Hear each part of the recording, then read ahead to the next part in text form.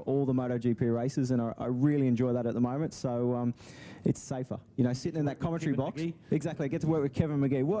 Who wouldn't want to do that? Exactly right. All right, Chris, thanks for coming up and chatting to us. Stay here if you would as we get this one back underway, and it's Barry Smith and Tracy Bryan that has gone into the front as they head down into turn number 1 here at Hampton Downs on the international circuit.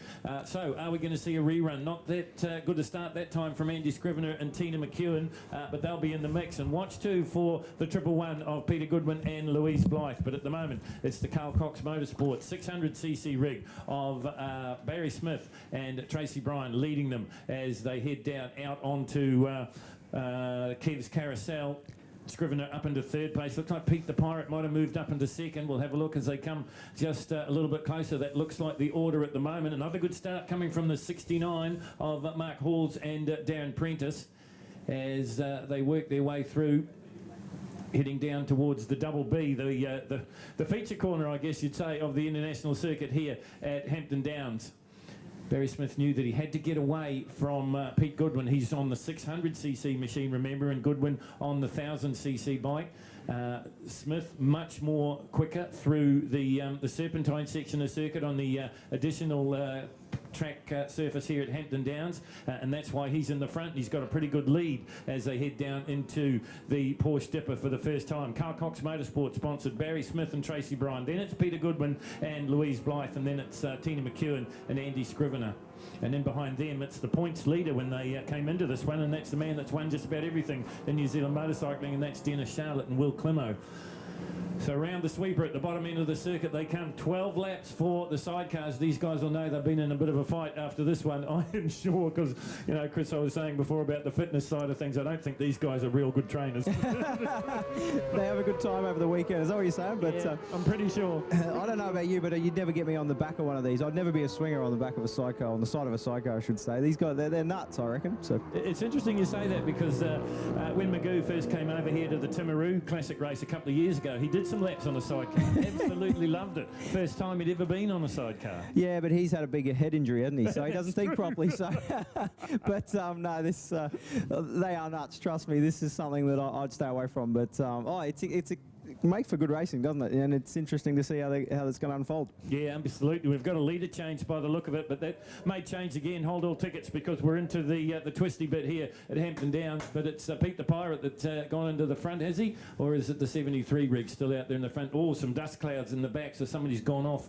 in turn 2 by the look of it as well. We'll confirm that for you as we catch up with the leaders. And it is the Pirate in the front now. Barry Smith, in fact, just going past them as they come out of the Double B and head down into the high pool hairpin.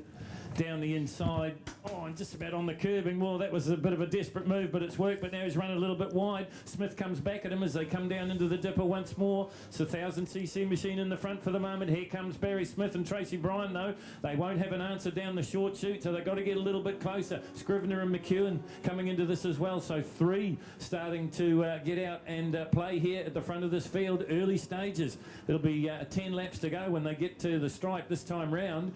And it is the Pirate, the prison officer from the Windowless North, out in the front with the thrill seeker that is Louise Blythe.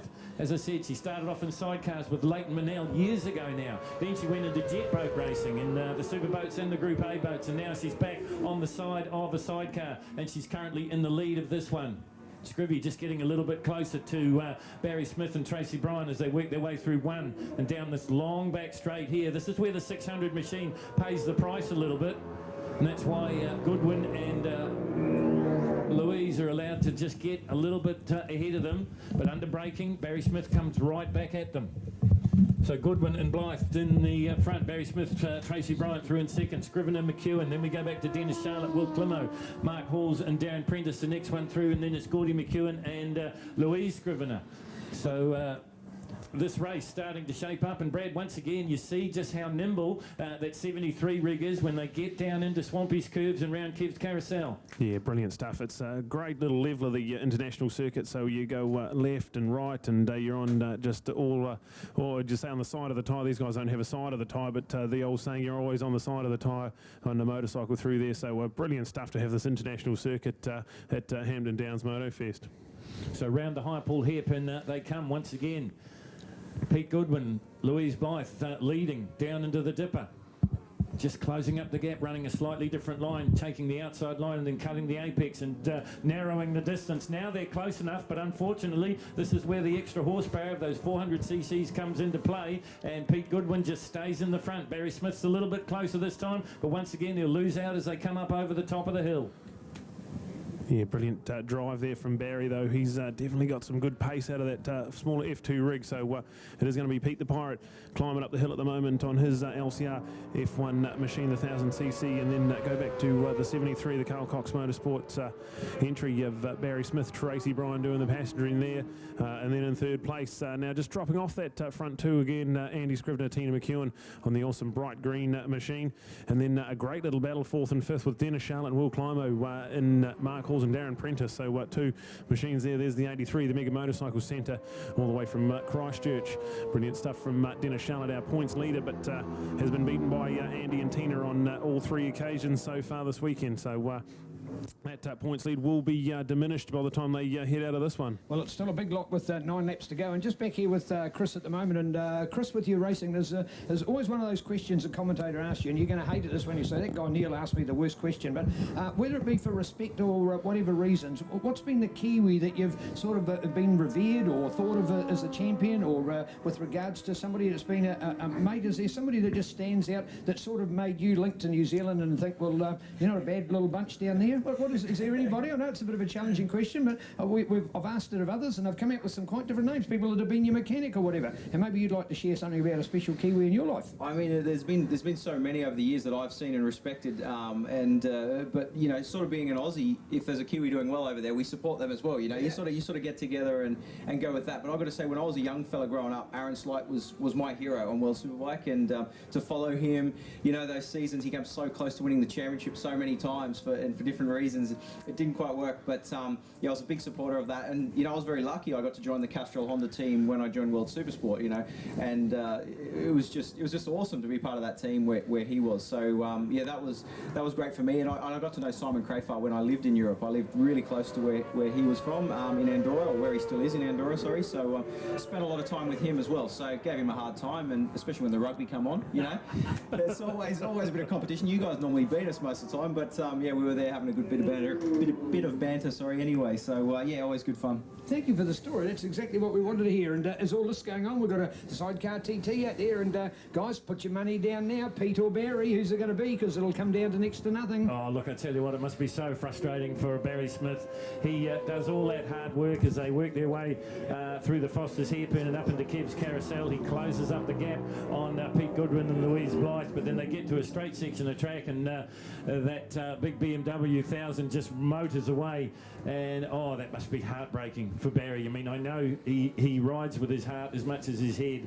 He'll be trying everything. He got a little bit muscular, didn't he, in the second race in the sidecars, and he pushed his way past Pete, and he got the advantage that he needed, and even the horsepower didn't make the difference. But this time round, oh, it's terrible. I feel for him, I really do. He closes up the gap. He got so close in the dipper last time round, and then they went down the short chute, and Pete Goodwin's as if he turned around and put his thumb to his nose and said, "See you later, mate. You won't catch me for another lap."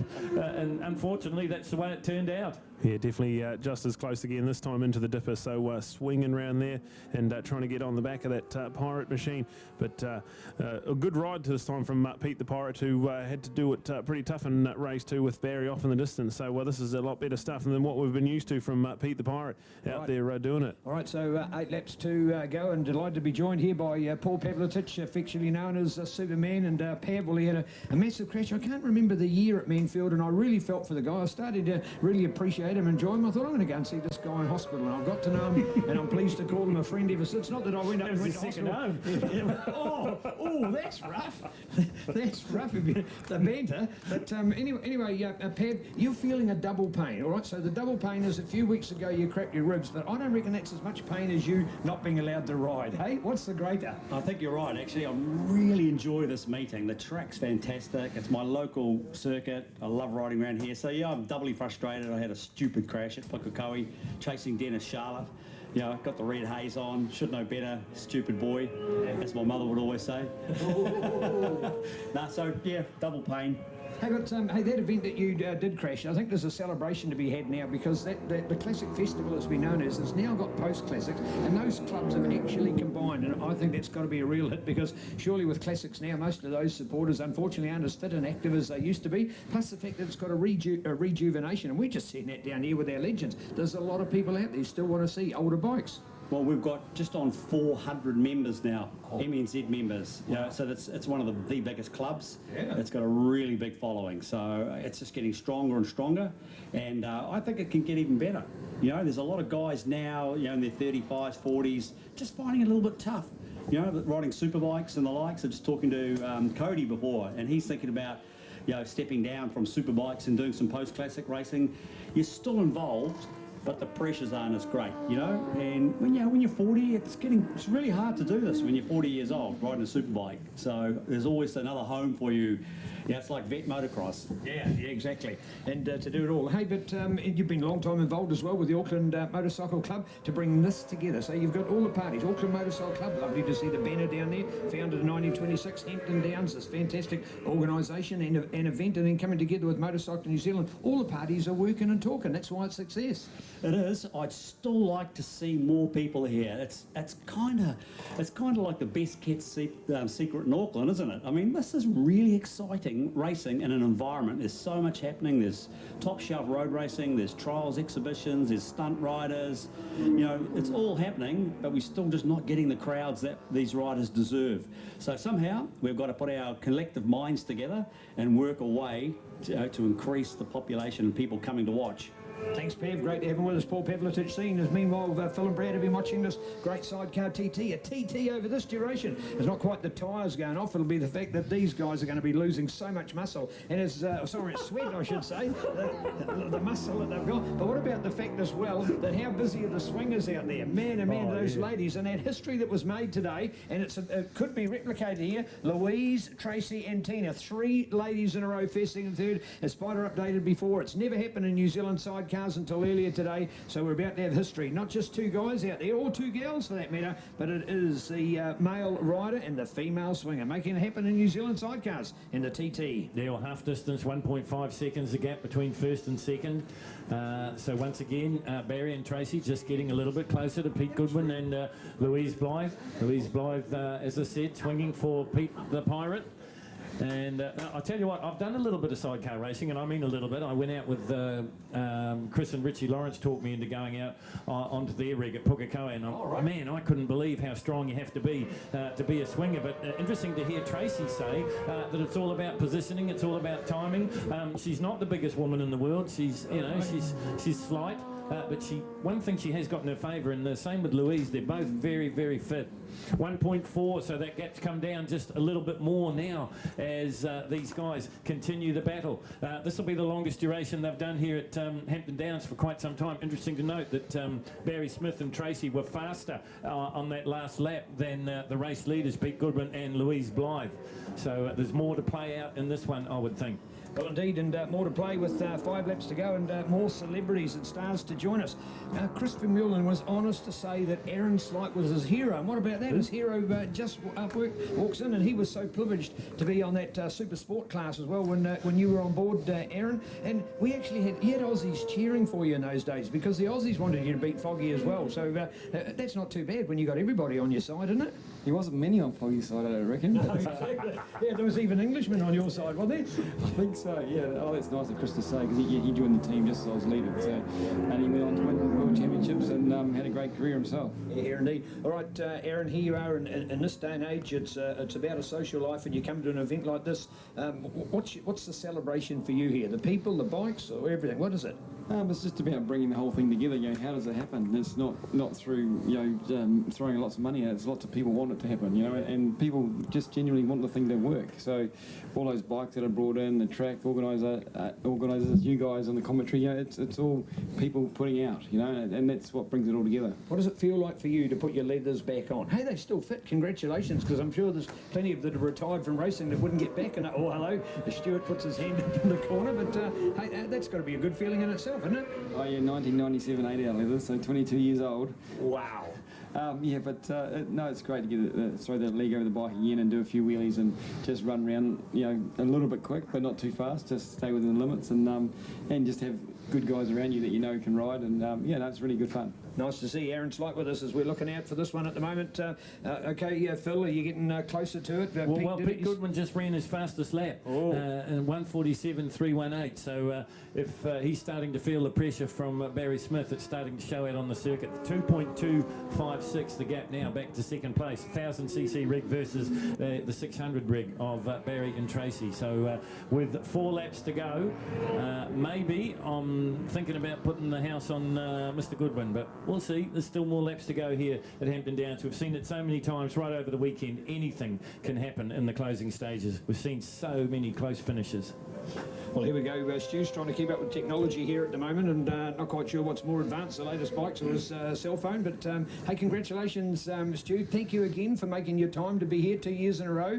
Was it like last year was really to say this is working and I want to be part of it? How was your feeling after that event and now to be back again? We really love coming here.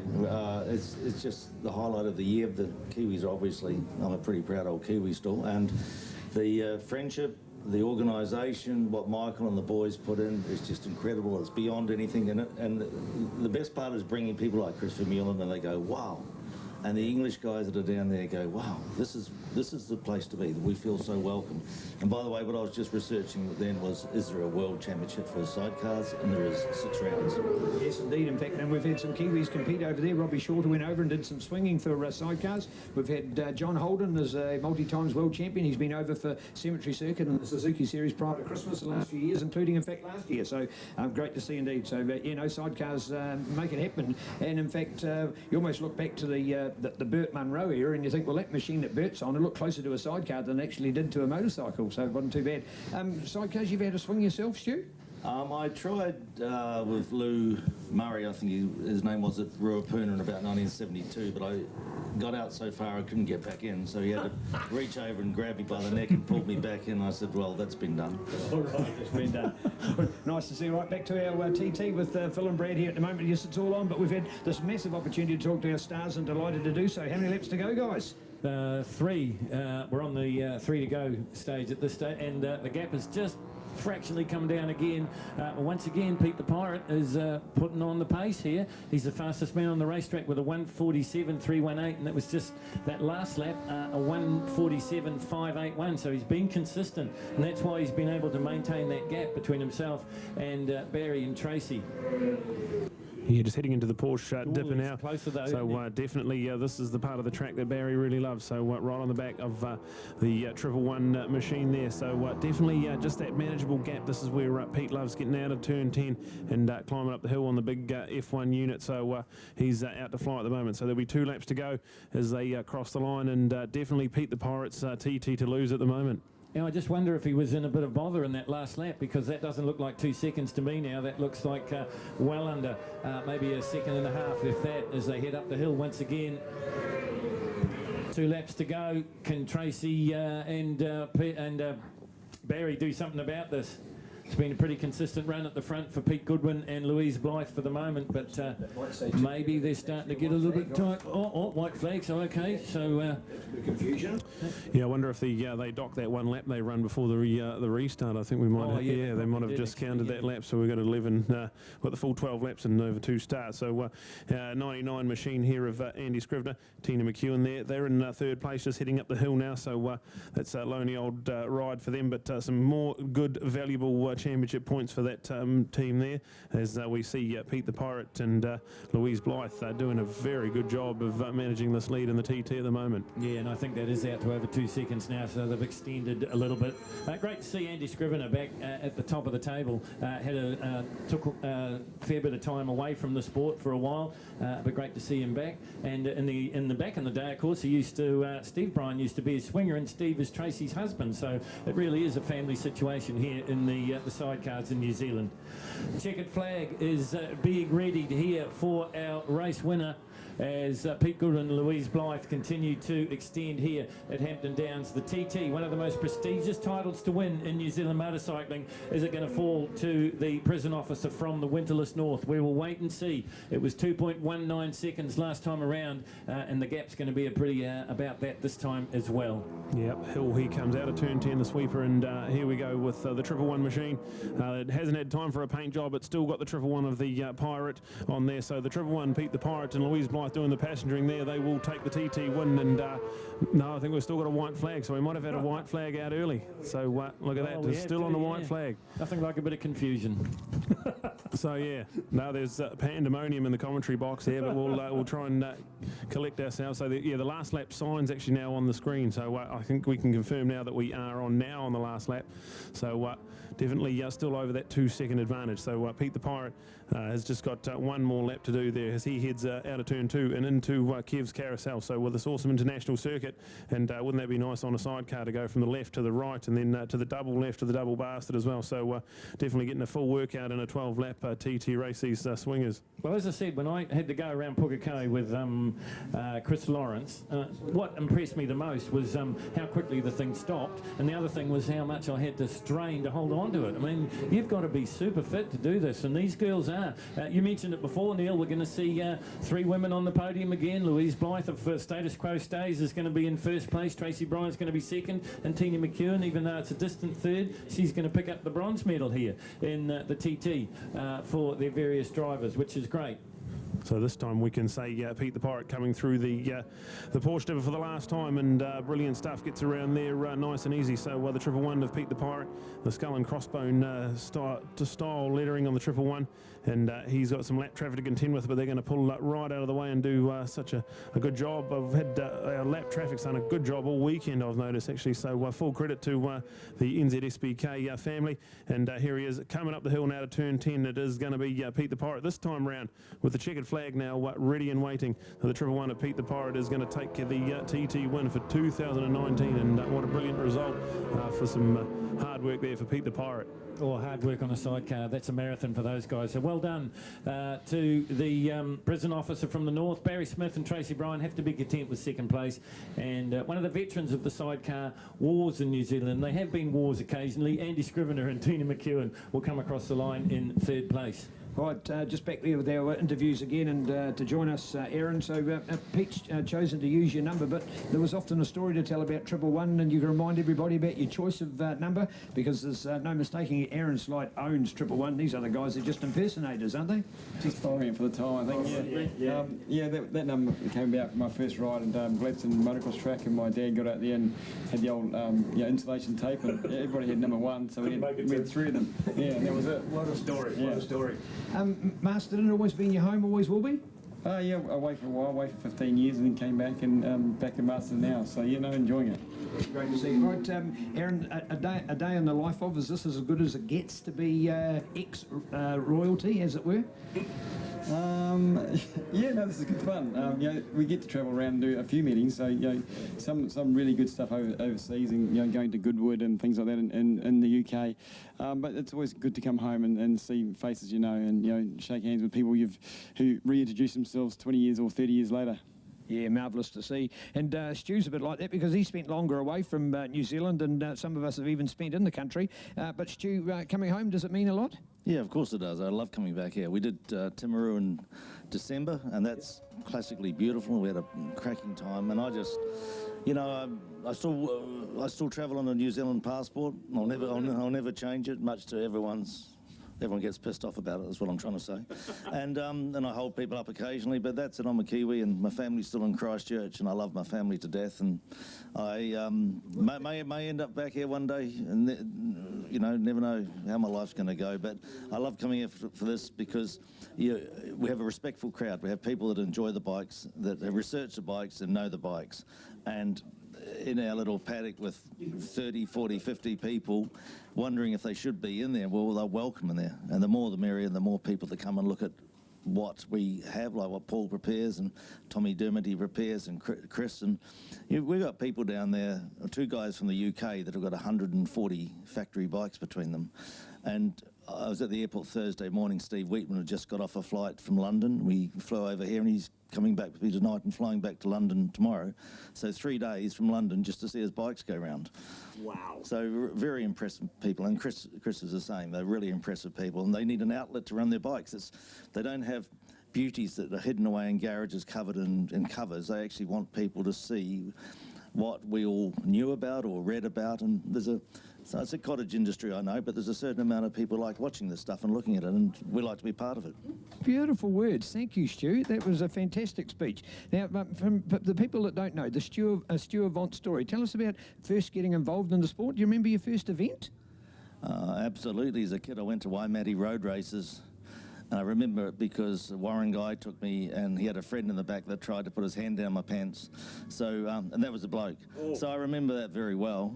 And then when we were about 15, we had a license. I got a license, and we went to Ruapuna, and we'd go to the local jam shop, and he'd give us a key for $5, and we'd go out there and beat around the track, myself and Mike Sinclair and John Boot, and we actually had a ball, and we just learnt the craft. We didn't have much money, and I guess it just went from there. We clearly were okay at what we did, and, you know, I have some personality problems that make me a lunatic, but apart from that, I was probably reasonably good. And by 17, I was New Zealand champion for some reason. I was still a pest. And then somehow I ended up in Asia, then somehow I ended up in Europe with Mike Sinclair, the best of the best, and bumbled my way through a few years of Grand Prix and ended back up in Australia, and simply because I don't think I could afford the fare from Sydney to Christchurch, so that's where I ended up. Lovely story, Stu. Thank you very much. Been joined here. We'll be heading trackside to do our podium for the sidecars and that history-making date here. First time for a TT. 3 ladies out there for the swinging, so let's look forward to it. Folks, if you're anywhere around the area, do come down and see these TTs and the presentation there from Auckland Motorcycle Club President Paul Stewart. So let's look out for this presentation. New Zealand TT sidecars next.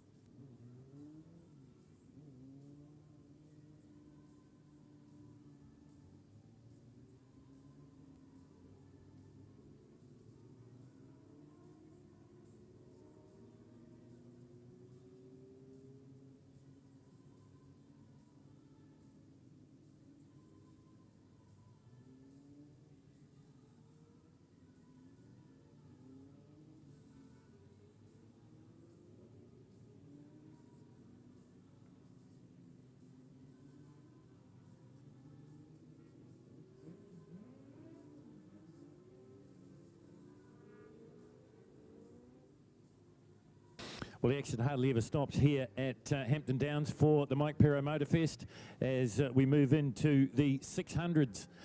Super Sport and Super Stock. We've seen some fantastic racing over the weekend. Oh, before we do that, we better go down to Neil in the podium. This is for the sidecars. I just see Tracy just doing it here. Neil's there as well. He's corralling the troops. He's got no hair to do. He just pulls his hat off to prove it. So let's cross down to the podium for the presentation for the sidecar TTs, folks. Here we go. First of all, the photo session. Let's have a clean run of them. Photographers here wanting to take those photos quickly for the flash before we... Yeah, that's better. That's better. Let's have them all in here. This is fantastic. All bunched up. There they are. 3 beautiful ladies and 4 awesome guys putting it together. And there it is, history in the making. Well done, Screwy. Another great show for New Zealand sidecar sport. Yeah, that was pretty good. I'm a bit speechless at the moment. I'm a bit out of breath. This is actually Tenny and my worst circuit to be on, and Yeah, we got here again on third on the podium, so I'm pretty pleased with that. Anytime you can get 3 finishes with my season, the way it's been going, I'm pretty happy. And absolutely stoked for Tina, because she just does not like coming up this hill at 200 plus Ks, and her hands start letting go of the handles. And yeah, I'd rather finish the race in a lonely third than fighting for second or first and lose Tina off the back. So big ups for Tina. All right, yeah, look at her shaking. How you feeling? Ouch. Ouch. Oh, all right. Well, she's got something to say. That's loud and proud for sure. And Tracy, your hard work, you couldn't quite get there. Comes down to horsepower again, doesn't it? Just didn't have enough. But hey, Barry rode the skin out of it. And to be fair, on a 600, I think he did pretty bloody well, really. And yeah, it was good. And good to the other guys. They've raced well all weekend. So yeah, good. Nice to see Barry. Hard work, mate. That certainly was. We from this morning to this afternoon, the track obviously changed a fair bit. It was quite slippery this afternoon, and the setup we had just didn't suit this afternoon, and we just didn't have any traction, so we couldn't pull in and through the infield like we'd hoped to on Pete. So it is what it is. 600, 3,000. Wow, there you go. So what a contrasting difference. Here we are with